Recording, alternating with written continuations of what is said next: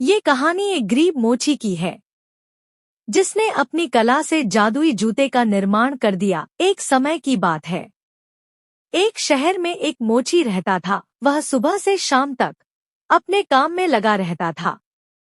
उसे दुनियादारी से कोई लेना देना नहीं था। सड़क के किनारे छोटी सी जगह में वह अपना जीवन यापन करता था। उसे अपने काम में महारत हासिल था।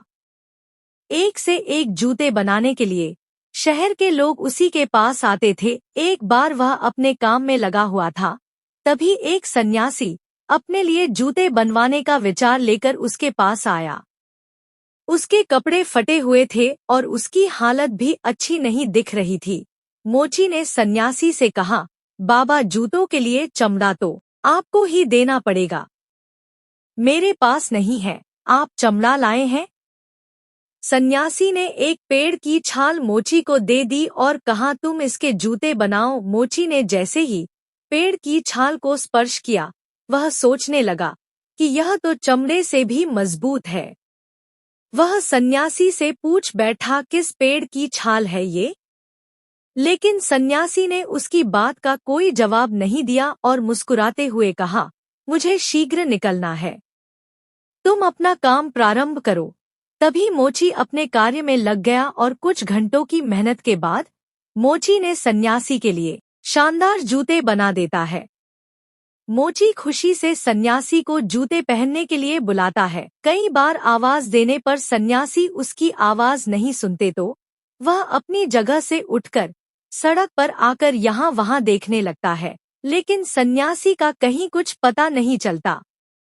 मोची परेशान हो जाता है और सोचता है, भला अब वह इन जूतों का क्या करेगा। मोची को उसकी मेहनत के पैसे भी नहीं मिले थे, इसलिए वह थोड़ा नाराज भी था। मोची ने सोचा, चलो शायद थोड़ी देर बाद सन्यासी बाबा आ ही जाएंगे।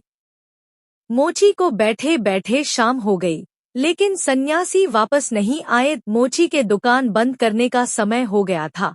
तभी वह सोचता है, थोड़ा सब्जी ले आऊं, और वह वही जूते पहन लेता है जो उसने सन्यासी के लिए बनाए थे। और जैसे ही वह जूता पहनता है, अगले ही पल वह सब्जी मंडी में आकर खड़ा हो जाता है, जहां आने की बात वह मन में सोच रहा था। मोची बाजार के बीच में पागलों की तरह बर्ताव करता है, क्योंकि उसे यह बात बहुत अजीब लग रही थी कि वह इतनी जल्दी यहाँ कैसे पहुंचा।